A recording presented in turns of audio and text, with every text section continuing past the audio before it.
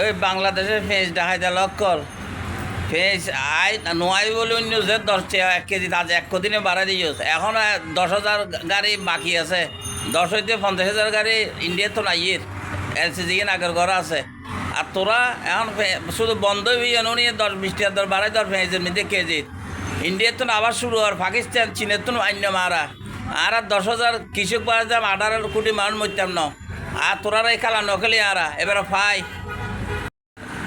ওই বাংলাদেশের ফেঁস দেখাইতে লক্কর ফেঁস আই নয় বলে অন্য যে